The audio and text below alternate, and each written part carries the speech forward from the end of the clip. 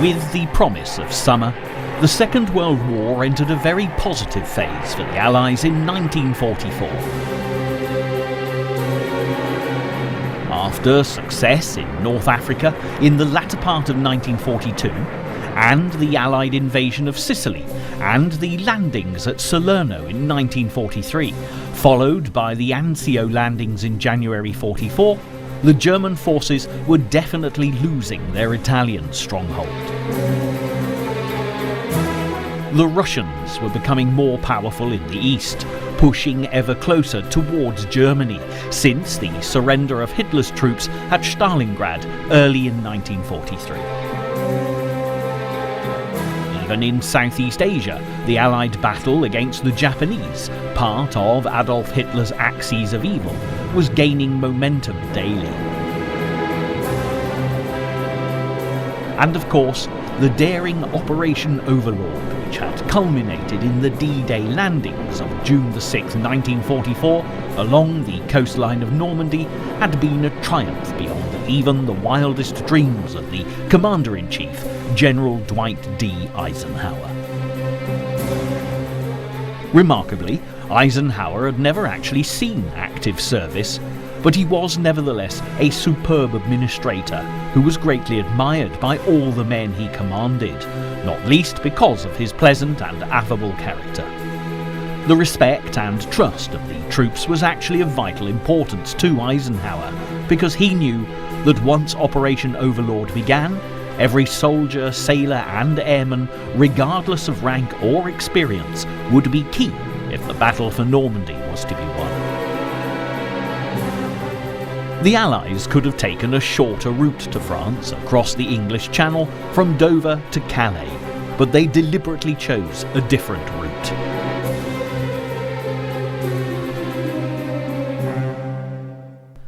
In point of fact, this is precisely what Hitler and his generals were anticipating, and the Allies did all they could to convince the enemy that this was indeed the case.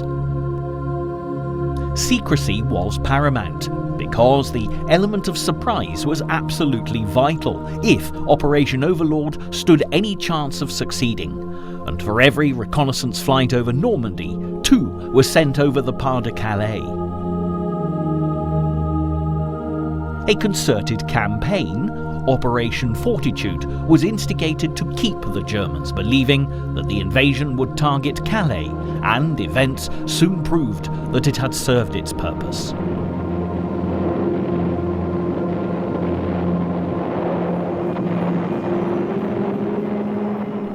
Adolf Hitler was fully aware that an attack on the Western Front through France was imminent. But early in 1944, the Soviet Red Army in southern Russia was giving him a great deal more cause for concern. The Nazis attempted to stem the Russian tide by building large fortifications, but Hitler's fears of being forced into a retreat by the Allies on all fronts were being proved well-founded. Also, the Americans were now dominant in the Pacific against the ever-tenacious Japanese. Because of the sheer size of the US Navy, the Japanese were finding it difficult to secure the islands that they'd previously seized. However, for the Americans, containment was the watchword during these crucial months of 1944, because until Europe was liberated, they would have to fight on without any Allied reinforcements, while the European theatre of war became the primary focus as Operation Overlord progressed. On D-Day, 5 landing beaches had been selected between Cherbourg and Caen, with American troops taking the 2 most westerly of the beaches, codenamed Utah and Omaha, while the British and the Canadians targeted the eastern beaches of Gold, Juno and Sword. The plans were thorough, and due to the fact that a full moon was imperative for light and tidal patterns, the date was set for the 5th of June 1944. But when the weather turned unseasonably stormy, Eisenhower had a big decision to make. The only options were to either postpone until the 6th of June, when the weather would be a little better, or wait for 2 weeks for the next full moon. A wait of a fortnight presented huge logistical problems if the invasion plans were to be kept secret. How could the thousands of men aboard their ships and ready to fight be safely disembarked, and more importantly, where?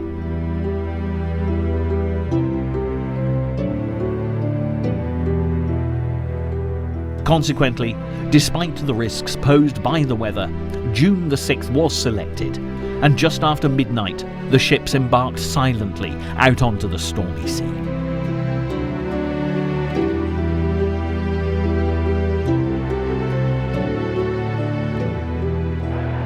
The landings at Utah and Omaha differed greatly.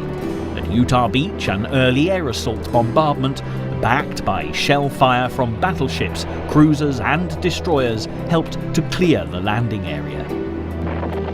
The terrible weather also played its part, surprisingly helping the Allies, as many of the German E-boats, scheduled to be patrolling the Cherbourg coastline, turned back to port. The storms also caused one of the US divisions to land at least a mile off course, which, luckily for them, was a stretch of beach that was virtually unguarded, and they quickly secured the area, almost unopposed.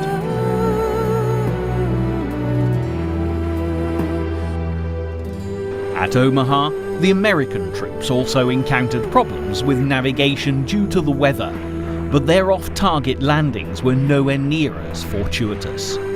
By contrast, they came face to face with the highly experienced German 352nd Infantry Division on exercise in the area, and American casualties were devastating. The German vantage point high on the cliffs meant many US troops were killed as they waded through the water before even managing to reach the beach. But eventually, despite these losses, Omaha was secured.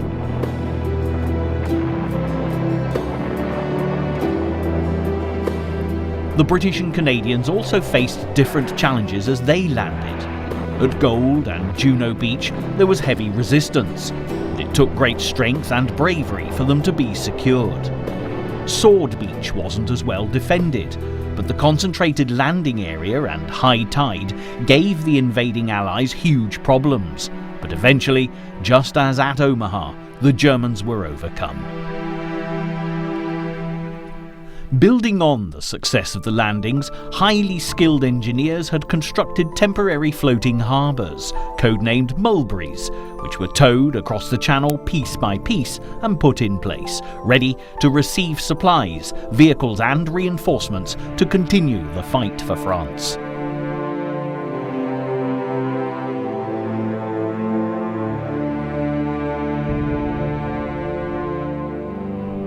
Weeks following D-Day, the Allied invasion force steadily made progress, liberating the people of France literally, village by village.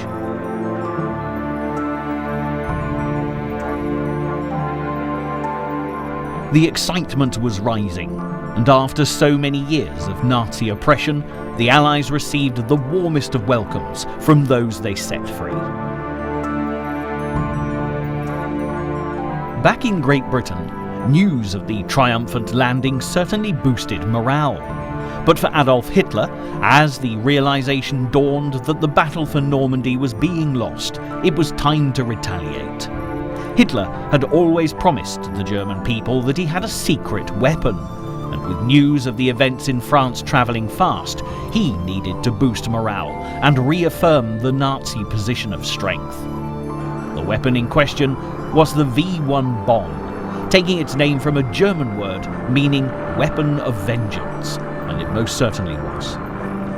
The effectiveness of these bombs came from the fact that they were unpiloted, basically an early cruise missile that could be launched from mainland Europe across the Channel to target Britain. After being launched, the precise autopilot technology would accurately track the target area where it was due to detonate, and the damage the bombs could do was horrific. Powered by a combination of petrol and compressed air, the V1 could travel at great speed. It made a very loud buzzing sound from the jet engine that pulsated 50 times a second, and this buzz gave the V1s many nicknames, including the Buzz Bomb and the Doodlebug, after a loud Australian insect. The sound was terrifying enough, but when it went silent, it was really dangerous, with there being about 15 seconds before the huge explosion. However, for Hitler and the German developers of the V1, there was one major disadvantage. There was no way they could be sure whether the bombs had reached their targets or not.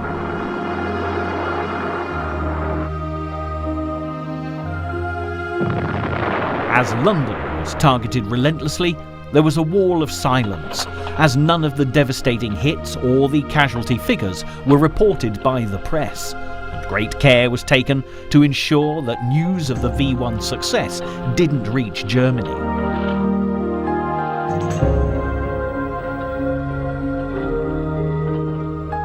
What's more, the indomitable spirit of the British, typified by the people of London, had been a major problem for Hitler throughout the conflict, most notably during the Blitz. And once again, the great British public stood firm in their resolve to see Hitler defeated. Extra barrage balloons were deployed, and planes like the Spitfire were used to attack the V1s in the air, and almost 2,500 of them were shot down.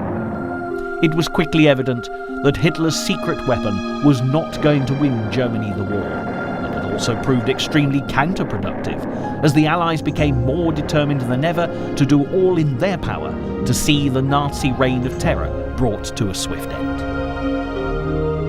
For the British soldiers fighting in France, fear for their loved ones back home made them push all the harder to break out from the beaches.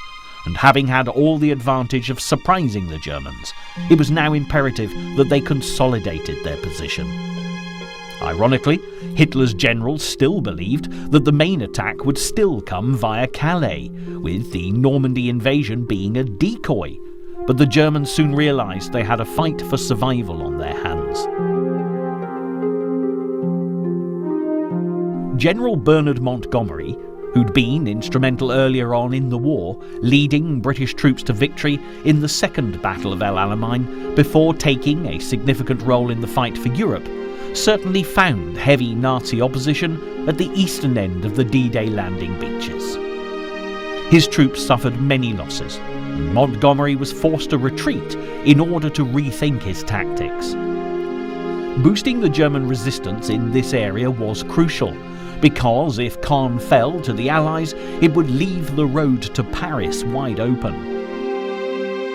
However, the occupying army were far from strong, despite increased numbers, and it appeared that they were operating without coordinated artillery support, suggesting a breakdown in communication, which was enough to allow the Allies to continue their advance.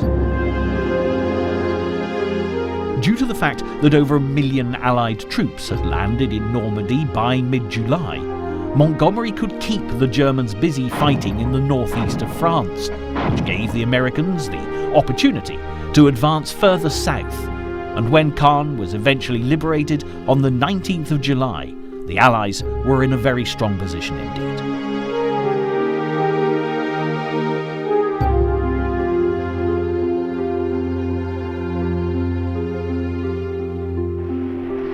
With their strategic pincer movement, the Allies steadily surrounded the Germans, and the Nazis could do very little to hold on to their occupied French territory. And as more Allied troops were brought in, the Germans quickly became outnumbered, and retreat was the only viable option open to Hitler and his generals.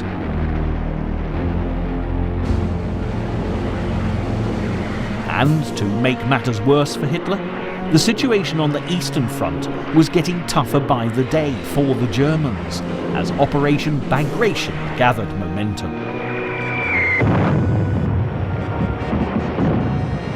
Bagration was the code name for the Belo-Russian strategic offensive operation, which aimed to clear all German forces from Belarus in northern Russia to Poland, which had started on the 22nd of June and continued through until the 19th of August. There were 4 armies in place to take on this task, which consisted of the 1st Baltic Front and the 1st, 2nd and 3rd Belo-Russian Front. This mission, which was later described as the most calamitous defeat of all the German armed forces in World War II, resulted in the complete destruction of the 3 major components of the German army group in occupation, namely the 4th Army, the 3rd Panzer Army and the 9th Army.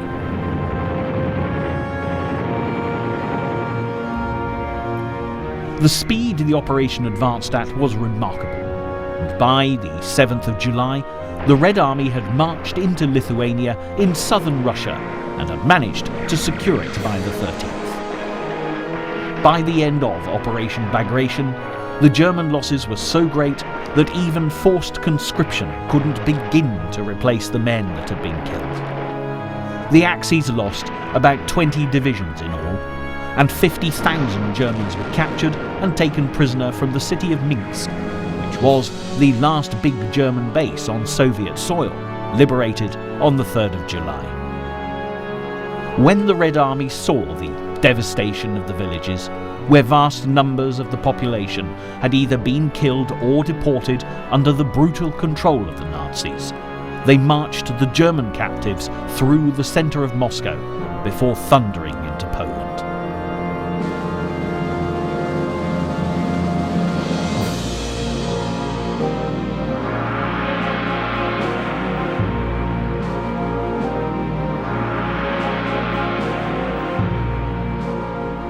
The statistics from Bagration are staggering.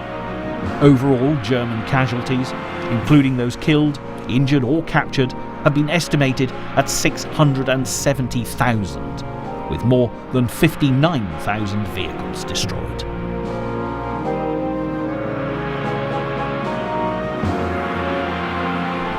The Soviets nonetheless paid a very high price, with as many as 60,000 men killed. But the Russians were by this time unstoppable, as the Red Army thundered into Poland.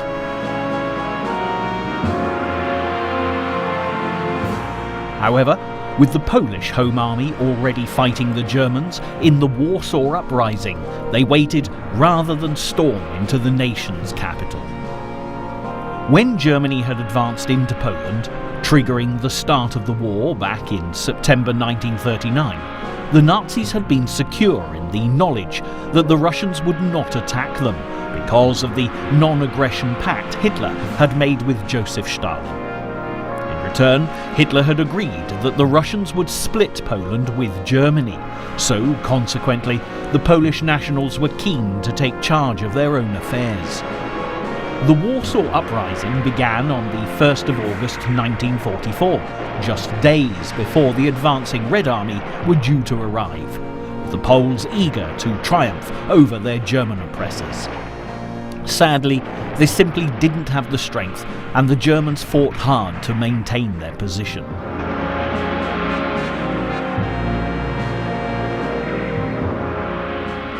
When the Soviets arrived, they did not, as expected, join the battle lines against the Germans, and literally came to a standstill within a matter of miles of the city. The uprising continued for 63 days, and the sudden halt of the Red Army is a controversial issue that historians are still disputing to this day. It's been suggested that the Soviet advance from Russia had left the Red Army exhausted and lacking the power to take on the Germans, while others argue that this was not the case at all. Stalin may have had called a halt so that the Polish home front would be defeated, as they would undoubtedly be opposed to the Soviet regime after the war. The Soviets claimed that it was lack of fuel after Operation Bagration that left them stopping short of Warsaw, but it's unlikely anyone will ever know for sure. As September drew to a close, so did the uprising, and on October the 2nd, the Poles surrendered to the Germans, having lost 18,000 soldiers, while between 120,000 and 200,000 Polish civilians had died, most of them murdered by the German troops. After they surrendered, the Nazis burned the ancient city to the ground, leaving nothing but ruins for the Russians to take control of when they finally reached Warsaw.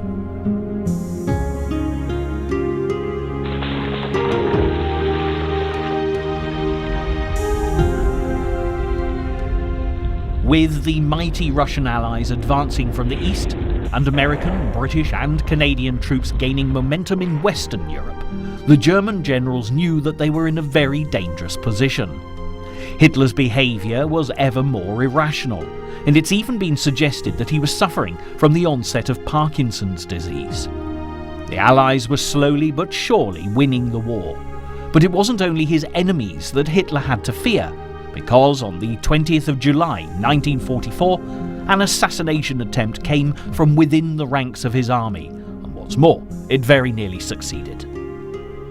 For some time, Hitler had made few public appearances, and he was actually attending a meeting at his Wolf's Lair headquarters in East Prussia, discussing the deterioration of the military situation on the Russian front, when a bomb exploded, killing 4 officers and severely wounding many others.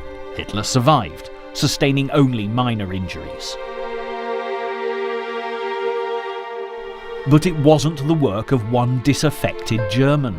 There were many more involved, although the main driving force was Colonel Claus von Stauffenberg, one of Hitler's most trusted men, who had close access to the Führer.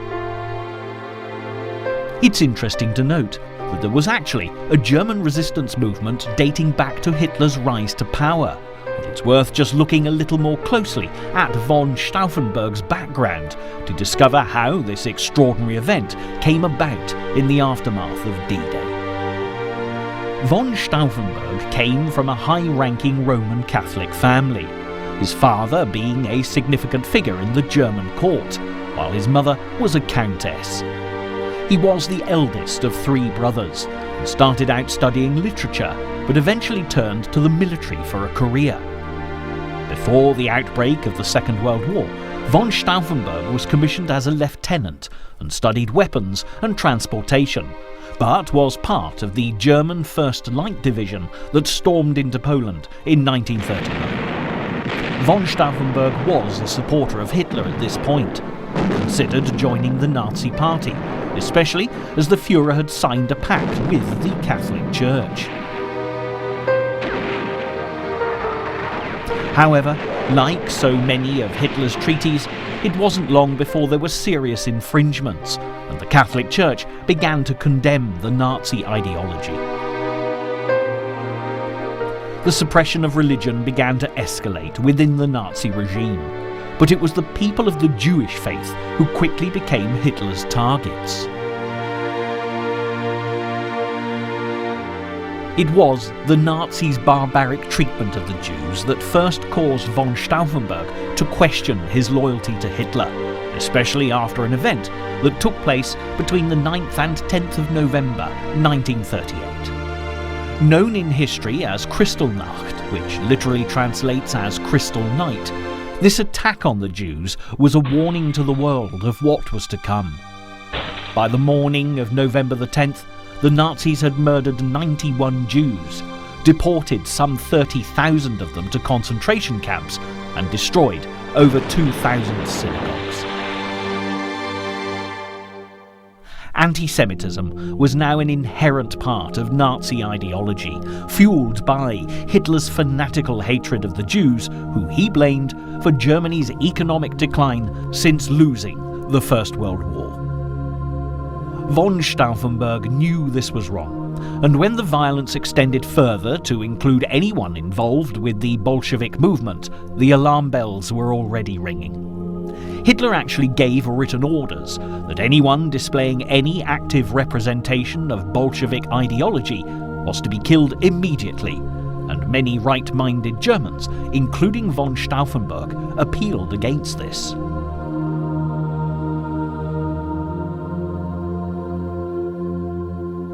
As the war progressed, von Stauffenberg's opinion of Nazi conduct and policies deteriorated, and he became convinced that Hitler was corrupting the German Empire by taking innocent lives. By 1942, von Stauffenberg knew in his heart that Hitler and his Nazi henchmen had to be stopped.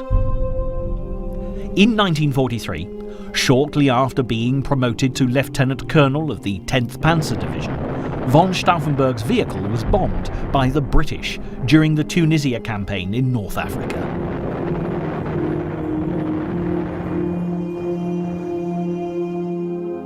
He was fortunate to survive and was hospitalised for 3 months before being sent home to recover further.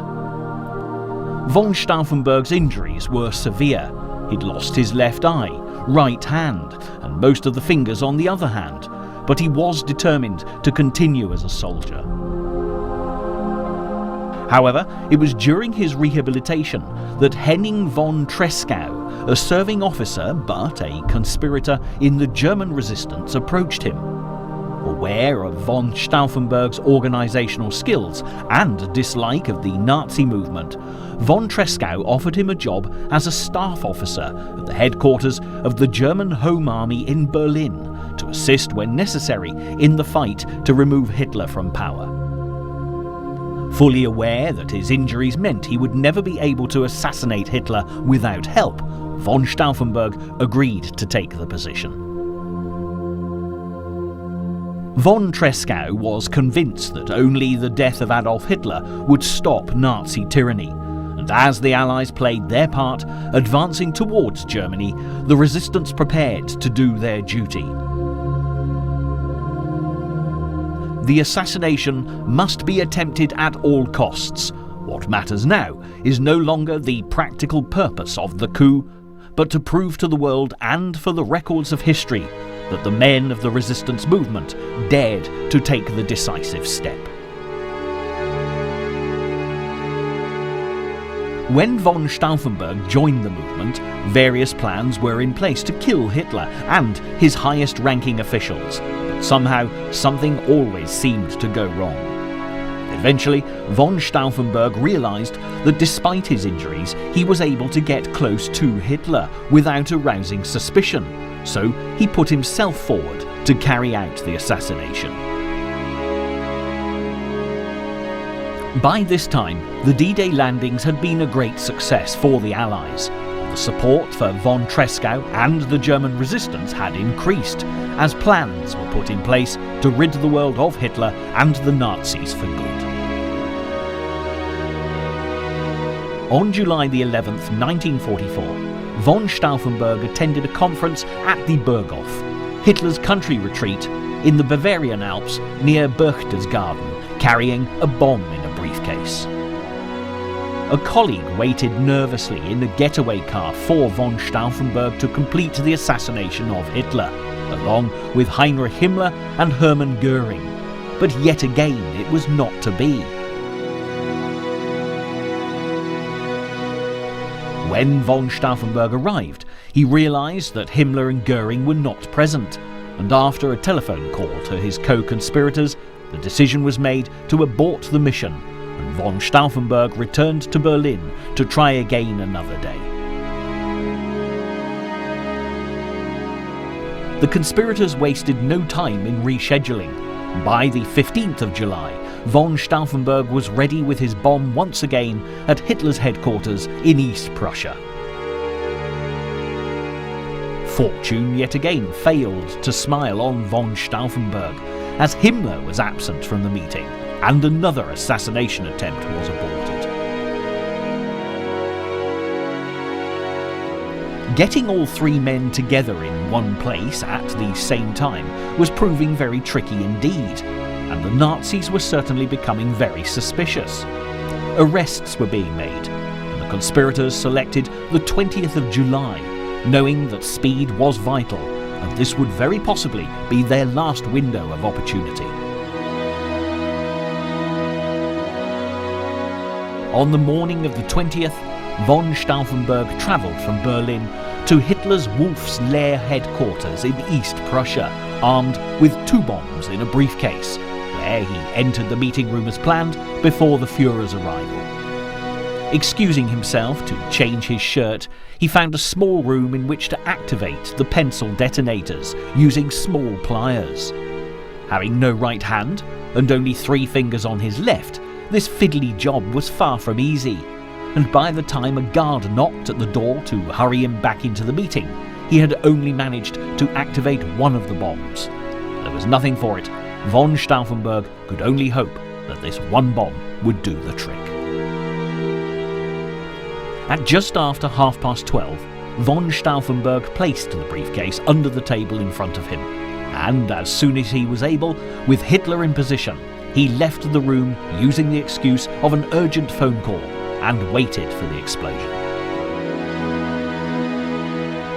But a latecomer to the meeting took the seat von Stauffenberg had just vacated and casually kicked the briefcase a vital few inches forward, out of the way.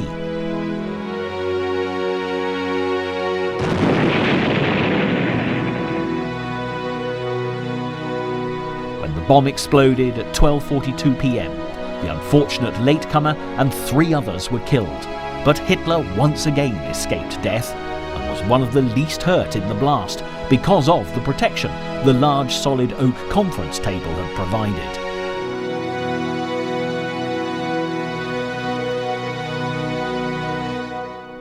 Von Stauffenberg, who was observing the explosion, was certain that no one could have survived the enormous blast and headed back to Berlin, convinced that Hitler was dead.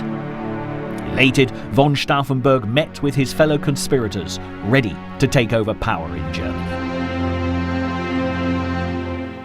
However, at 7 o'clock that evening, joy turned to despair as Hitler made a radio broadcast stating, "A very small clique of ambitious, unscrupulous, and at the same time criminally stupid officers made a plot to remove me." The German news agency added, "The German people must consider the failure of the attempt on Hitler's life as a sign that Hitler will complete his tasks under the protection of a divine power." The very small clique that Hitler spoke of was actually a lot bigger than he could have imagined. When he sent the orders for von Stauffenberg to be shot immediately, the officer charged with the task was himself a fellow conspirator, and the orders were not undertaken or passed on. But capture was inevitable, and before the day was over, von Stauffenberg and 3 of his fellow conspirators were found. At 1 a.m, on the 21st of July 1944, lit by the headlights of a truck, 36-year-old von Stauffenberg uttered his last words, which translated were, "Long live our holy Germany," before being shot.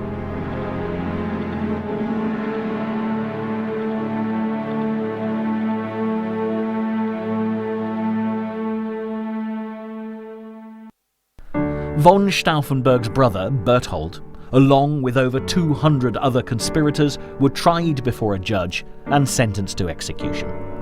Keine Früchtchen. Ja, keine Früchtchen. Sie haben gewartet, bis man die Dienstverpflichteten. Na, wo sind Sie hingegangen? Chemische Erzeugung, haben keine Ahnung von Chemie.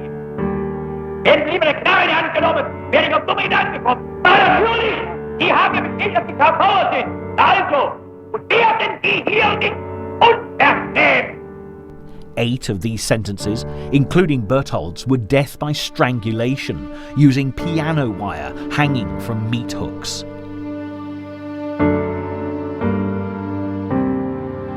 These horrific killings were filmed and shown to senior members of the German armed forces to discourage any further assassination attempts, as Hitler became more paranoid and dangerous, as the prospect of Germany losing the war became a question of when rather than if.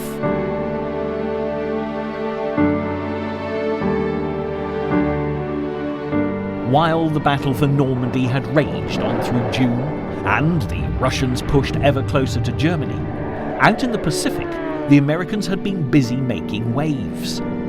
The target was the island of the Marianas, and the first of these was Saipan. Japanese planes were shot down in their hundreds, and US submarines caused a significant amount of damage as they torpedoed Japanese carriers. the Allies were victorious, and Saipan fell on the 9th of July 1944, followed by the resignation of the Japanese Prime Minister Tojo just 9 days later. He had attempted to conceal the events at Saipan, trying to convince his people that the Japanese had been victorious. But when the news leaked out, Tojo had lost all credibility. The Americans were relentless following their victory at Saipan, with a campaign to take the islands of Tinian and Guam, which they achieved in August 1944. After the humiliation suffered at the hands of the Japanese at Pearl Harbor back in 1941, the Americans were now poised to take the war to the Japanese mainland. And as the summer of 1944 continued, back on the European front, the Americans were also being kept extremely busy as the breakout from the beachy head gathered pace after the liberation of Caen. It was time for the Allies to work closely together now, and Montgomery had expected Eisenhower to appoint him commander of the ground forces in Europe. But with the American generals Omar Bradley and George S. Patton being key to the liberation of France as well as Montgomery, this was probably going to be unworkable. There'd been antagonism between the American generals and Montgomery since the Allied advance into Sicily, and Eisenhower knew only too well that his countrymen would never accept Monty in command of them. Also, there were now a proportionally high number of US troops fighting in Normandy, so logically an American with overall leadership responsibilities would make the most sense. The obvious solution was for Eisenhower to take on the role himself, and to appease Montgomery, Prime Minister Winston Churchill promoted him to the rank of Field Marshal. For Montgomery, the next task was codenamed Operation Goodwood, launched on the 18th of July, and its aim was to minimise German resistance to Operation Cobra, which would see the bulk of the American forces break out from the beachhead and encircle the Germans, creating the Falaise Pocket. Cobra should actually have begun on the 18th of July as well, but bad weather, something of a characteristic of the summer of '44, meant that it was postponed until the 25th of July. A further operation, codenamed Atlantic, was given the go-ahead to secure the Verrières Ridge, which was a significant sector of high ground to the south of Caen. Taking this high ground would not only give a great defensive position, but would also open up the path to the town of Falaise, which was proving very difficult to get to with the heavy German occupation of this strategic ridge.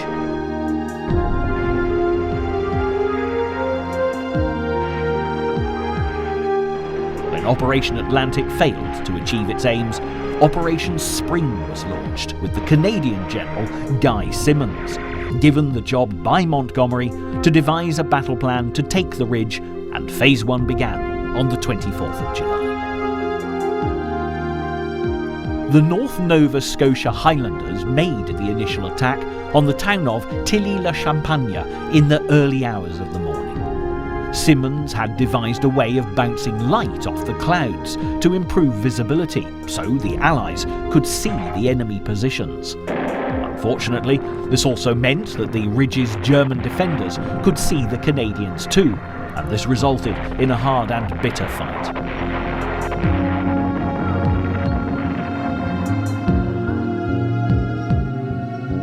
In Phase 2, the Calgary Highlanders targeted towns and a further ridge, and although they also faced tough German resistance, the area was eventually secured. The German counterattacks for both Phase 1 and 2 were swift, with panzer tanks advancing against the North Nova Scotia and the Calgary Highlanders, forcing the Allies to retreat from their newly secured areas.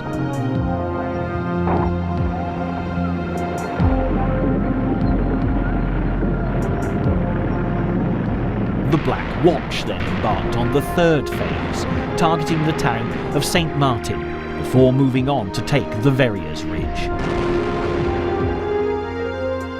During D-Day and the weeks after, the bad weather had worked in the Allies' favour, convincing Hitler's generals that the invasion would not be until conditions improved. But this was not the case when it came to Operation Spring. The Germans moved their 9th SS Panzer Division into the area as soon as news of Operation Spring reached them.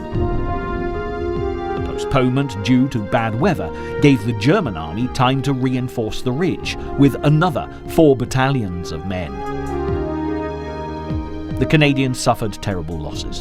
In this phase, few soldiers survived to tell the tale, proving that despite the success of D-Day, the battle for France was still far from being a foregone conclusion.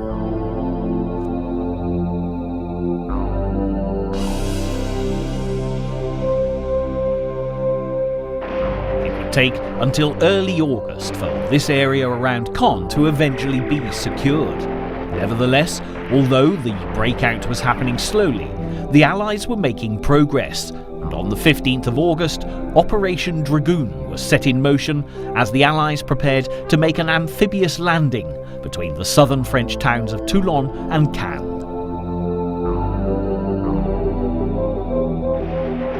Dragoon had first been planned as Anvil, alongside Operation Overlord, with troops attacking from the south at the same time as the Normandy landings. Cooperation between the Americans and the British had been crucial, but not always harmonious throughout 1944, and Anvil had caused something of a rift.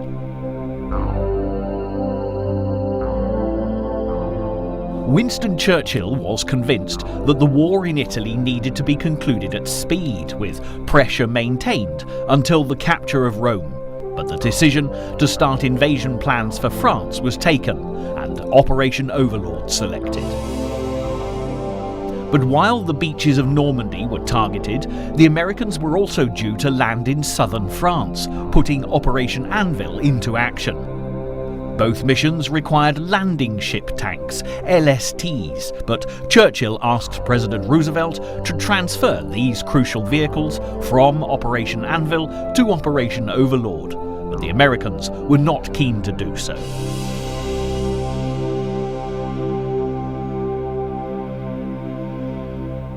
This row continued for some time, until a rehearsal for loading men and machinery onto British beaches, similar to the 5 chosen for the Normandy landings, proved disastrous.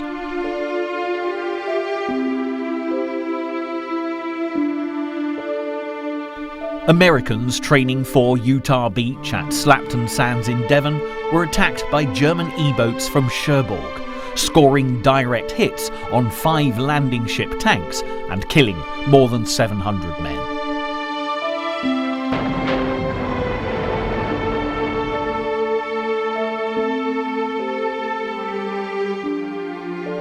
Landing ship tanks were impossible to replace so close to D-Day, and Operation Anvil was postponed.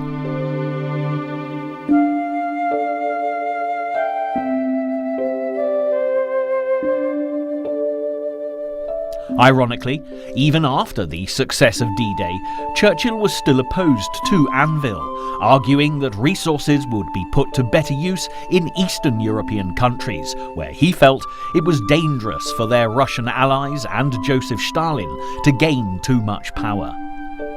This is where it's suggested the name change for the operation came from, with Churchill dragooned into accepting it by the Americans. After all, Rome had fallen to the Allies in early June, so Churchill no longer had that argument. And after the success of Operation Cobra, which was due in no small part to American strength, the British Prime Minister had no choice but to agree, and Dragoon was set to commence on the 15th of August. Calling on as many as 200,000 American, Canadian, Free French and British troops, the landings took place in 7 different areas along the beachhead and were a great success.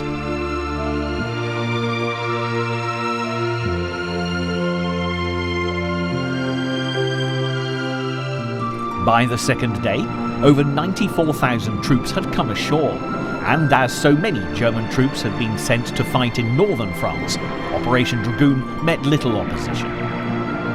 invasion was carried out with speed and efficiency, and in just 24 hours, advances were made 20 miles inland.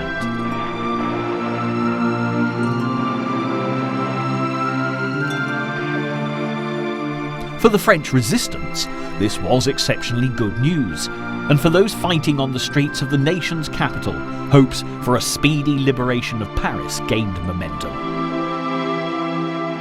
The French resistance had been born when the Vichy regime had been put in place when Hitler stormed into France in 1940, and it steadily grew and became more organised as the German occupation progressed.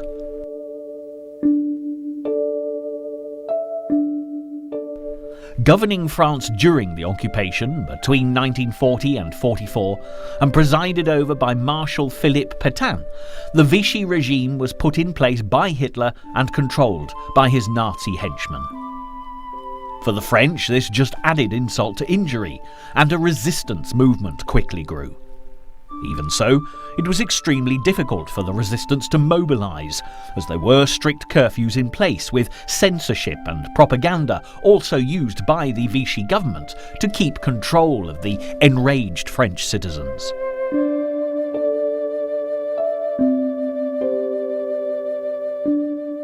Also, anyone even suspected of being a part of the resistance was treated with vicious brutality.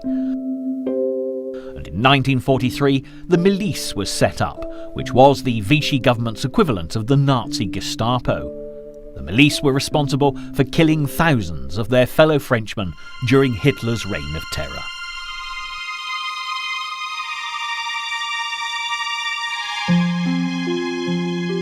There were collective punishments and bloody massacres, and even as late as June 1944, with liberation in sight, the killings continued. At one village, where the presence of the resistance was suspected, a German SS division murdered all 642 inhabitants, from babies to those in their 90s. The men were rounded up and mowed down with machine guns, while the women and children were burnt to death in the village church. But by the time June the 6th dawned, the French resistance could boast an army of about 100,000, and they were ready, willing and more than able to prepare the way and assist the Allies in Operation Overlord.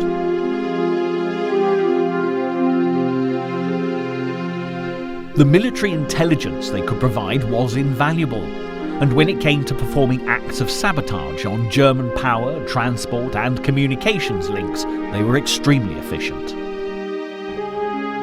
Not surprisingly, the resistance wanted Paris liberated as soon as possible, and an uprising began on the 19th of August. Despite the fact that Eisenhower, as the Allied commander, thought it too early to move into the city, he was given an ultimatum that forced him to change his tactics. Charles de Gaulle, who, leading the Free French with the 2nd Armoured Division, threatened to send his army in, single-handed if need be, to assist the uprising. In order to avoid what had happened when the Russians failed to intervene in the Warsaw Uprising, Eisenhower agreed that the Allies would support him.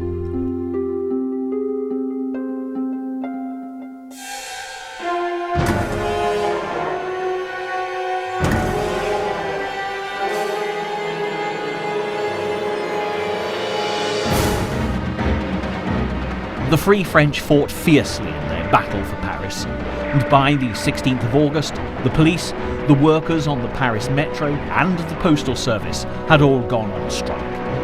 By the 20th of August, the uprising was in full swing, with barricades and trenches appearing everywhere. Men, women and children were helping to carry materials on wooden carts for the resistance, and a spirit of patriotism was growing.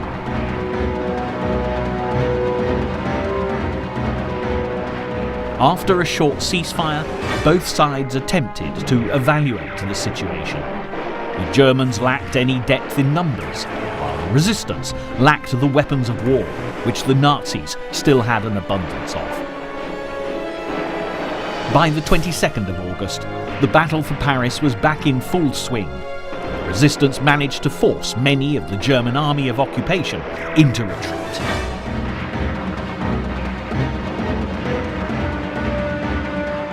Enraged by this, Hitler demanded that maximum damage was done to the city, and Dietrich von Choltitz, the man commanding the German army in Paris, gave the order for the bombing of the Grand Palais.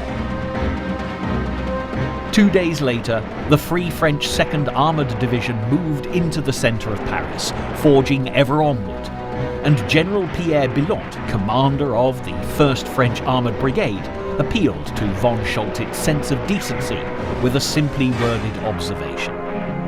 I estimate that, from a strictly military point of view, the resistance of German troops in charge of defending Paris cannot be efficient anymore. In order to prevent any useless bloodshed, it belongs to you to put an end to all resistance immediately. Hitler gave repeated orders not to surrender under any circumstances, and is quoted as saying that the French capital must not fall into the enemy's hands except lying in complete debris. Von Choltitz made the hugely difficult and brave decision to disobey these threatening orders, and allowed Paris to be taken back by the Free French intact. Triumphantly, Charles de Gaulle made a moving and extremely patriotic speech to the newly liberated people of France, letting the whole world know that we, who have lived the greatest hours of our history, have nothing else to wish than to show ourselves up to the end worthy of France. Long live France. De Gaulle was appointed president of the Provisional Government of the French Republic, which immediately came to power.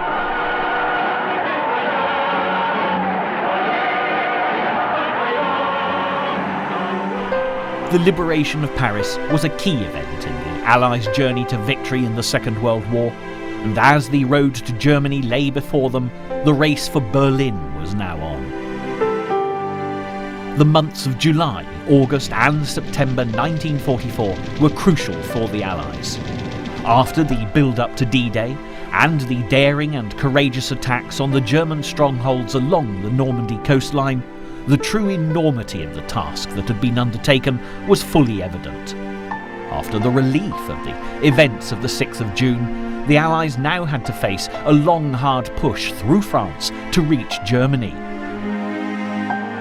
For Adolf Hitler, despite events suggesting that he would never be able to win the war, the determination to fight on was as strong as ever. But the Führer's capacity to make rational decisions was deteriorating, and his own high-ranking officials, including Hermann Göring, Heinrich Himmler, and Joseph Goebbels, were having serious doubts about Hitler's ability to lead them for much longer. To consolidate their position in France, the Allies would face many dangers yet. As the Russians pushed for Berlin from the east, the Western Allies would have political issues to sort out with their Soviet counterparts, as they too had Berlin firmly in their sights. With the end of the war coming into view, the challenges for the free world were as great as they'd been back in 1939. But at last it seemed that the hopes and dreams of a new age, free from the tyranny of Adolf Hitler, were about to be realized.